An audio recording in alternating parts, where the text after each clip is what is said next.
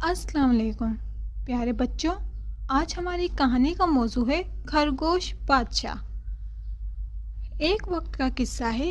ایک سرسبز گھنے جنگل میں بہت سے گھاس خور جانور رہا کرتے تھے۔ ان میں کوئی بھی گوشت خور نہیں تھا، اس لیے وہ سب امن و سکون سے رہا کرتے تھے۔ قریب ایک دوسرے جنگل میں ایک شیر رہتا تھا، لیکن اب وہ جنگل بہت خراب ہو گیا تھا، بنجر ہو گیا تھا۔ وہاں اب اس کی شکار کرنے کے لیے کوئی نہیں بچا تھا۔ تو اچانک ایک دن وہ شیر اس سرسبز جنگل میں آ گیا اور دھاڑنے لگا۔ سارے جانور ڈر گئے۔ ہاتھی ڈر کر بولا، جی آپ کہاں سے آئے اور کیوں آئے؟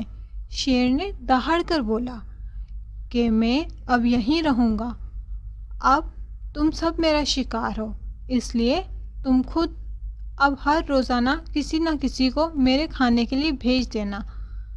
اور آج میرا پیٹ بھرا ہوا ہے، اس لیے میں آج کسی کا شکار نہیں کروں گا، لیکن کل مجھے شکار کرنا ہے اور بہتر ہوگا کہ میرا شکار میرے پاس خود آ جائے، اور آج سے میں تم سب کا بادشاہ ہوں۔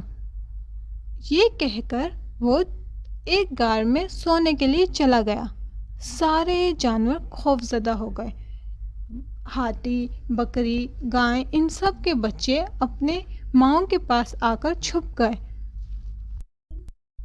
سب جانور بہت پریشان تھے کہ اب کیا کریں۔ زرافہ نے بولا کہ ہم دوسری جنگل چلے جاتے ہیں تاکہ امن و سکون سے رہ سکیں۔ پھر گائے بولی، نہیں بھائی، کیسے چلے جائیں؟ اتنا سارا گھاس، اتنا خوبصورت گھر اور جنگل چھوڑ کر، اور تمہیں پتہ نہیں کہ ساتھ والا جنگل بنجر ہو گیا ہے، وہاں پر اب کچھ نہیں ہے، ہم اپنے جنگل کو چھوڑ کر نہیں جا سکتے۔ سب جانور بحث کرنے لگے۔ اتنے میں ایک جانور بولا کہ پہلے یہ بتاؤ کل کون جائے گا شیر کے پاس، کون اس کا شکار بنے گا؟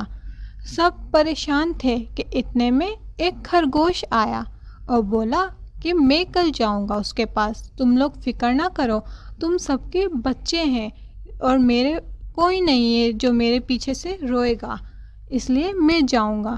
یہ بول کر خرگوش چلا گیا۔ شیر نے باہر نکل کر دیکھا، لیکن وہاں کوئی جانور نہ تھا جو اس کے کھانے کے لیے آیا۔ وہ بہت غصے میں تھا۔ اتنے میں سامنے سے خرگوش آیا۔ شیر کو خرگوش دکھا تو اسے مزید غصہ آیا کہ ایک تو اتنی لیٹ میرا کھانا آیا اور وہ بھی اتنا سا۔ پھر اس نے سوچا کہ نہیں، پہلے اسے کھا لیتا ہوں، پھر باقی جانوروں سے بھی نپٹ لوں گا۔ یہ سوچ کر شیر نے خرگوش سے کہا، ہاں تم اتنی لیٹ کیوں آئے ہو؟ تمہیں پتہ نہیں میں بھوکا ہوں اور کب سے تمہارا انتظار کر رہا ہوں۔ خرگوش ڈرتے ڈرتے بولا، حضور میں تو وقت پر پہنچ جاتا، لیکن رستے میں مجھے ایک دوسرا شیر مل گیا۔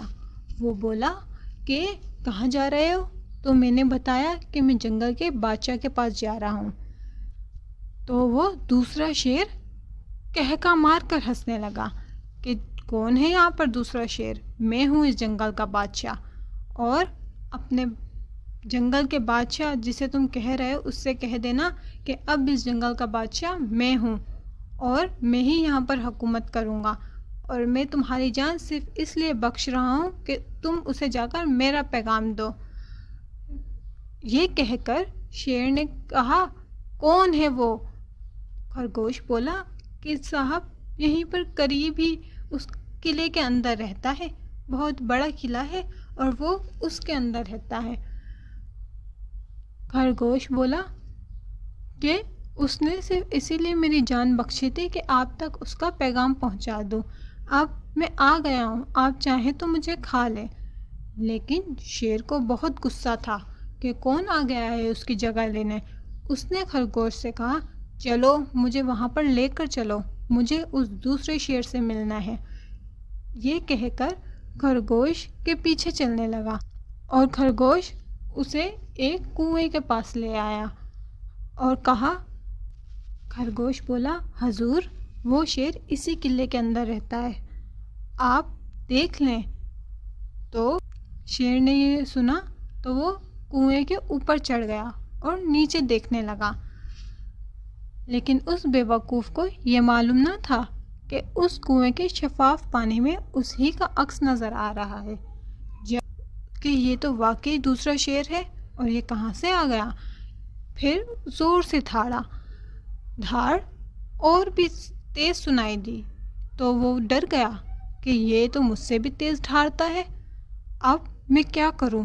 اتنے میں خرگوش بولا کہ دیکھیں حضور، اس نے آپ کو للکارا تھا کہ اب میں یہاں پہ حکومت کروں گا، میں یہاں کا بادشاہ ہوں۔ یہ سن کر شیر کو بہت غصہ آیا اور وہ ایک دم کنویں میں چھلانگ لگا گیا اسے ختم کرنے کے لیے، لیکن وہ پھر کبھی خود نہ باہر آیا۔